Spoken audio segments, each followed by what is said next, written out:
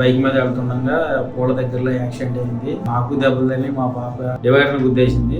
సువర్ణ అనే పేషెంట్ మనకి నైట్ వచ్చినప్పుడు తలకాయ వెళ్ళి వాళ్ళు చితికిపోయిన తల మొత్తం ఇదంతాను అంబులెన్స్ లో తీసుకొచ్చి ఆశ్రమ హాస్పిటల్ తీసుకొస్తే ఆశ్రమ హాస్పిటల్లో డాక్టర్లను చూసి క్రిటికల్ గా ఉంది, కష్టం అని చెప్పేసి అన్నారు. Most hopeless situation. Left side people direct అయిపోయింది, అంటే కంటిపాప రియాక్షన్ పోయింది.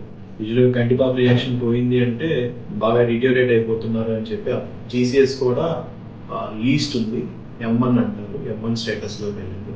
డాక్టర్ గారు వచ్చి చూసి డాక్టర్ గారు కూడా హోప్స్ లేవండి అని చెప్పేసి అయినా సరే ట్రై చేద్దారని మేము అని చేశారు. డాక్టర్ గారు చాలా మంచిగా చేశారు. సో ఇంకా ఆ టైంలో మనం చాలా స్పీడ్గా రియాక్ట్ అయ్యి నైట్ 2 AM సర్జరీ చేసాం. అలా మాకు దక్కదాన్ని బతికించారు.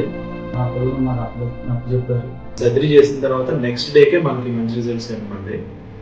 పేషెంట్ స్లోగా అంబులేషన్కి వచ్చేసారు. 2 రోజులు వెంటిలేటర్ మీద ఉన్నారు. వెంటిలేటర్ మీద తర్వాత ట్రేకియోస్టమీ చేసి మెల్లిగా బయటకు వచ్చారు. ఆ తర్వాత నడిచే స్టేజ్కి వచ్చిన తర్వాత ఇంకా డిశ్చార్జ్ చేసి మా పాప ఈ రోజు ఇలా లేచి ఉందంటే డాక్టర్ చేసిన ఆపరేషన్ సక్సెస్ అయింది. అది తన పని తను చేసుకుంటూ ఇప్పుడు బాగానే ఉంది. ఇప్పుడు ఫుల్ యాక్టివ్ అయ్యారు. అంటే ఆవిడ పని ఆవిడ చేసుకోగలరు.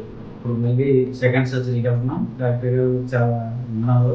సో హెడ్ ఇంజరీ అట్లా జరిగినప్పుడు మనం వాటిని అశ్రద్ధ చేయకుండా, నేను చిన్న ఇంజరీ అనుకోకుండా వీళ్ళంత వరకు దగ్గరలో ఉన్న హాస్పిటల్కి వెళ్ళి చూపించుకుంటే బయటకు ఒక్క 1 hour డిలే ఉంటుంటే మనకి పేషెంట్ దక్కేది కాదు.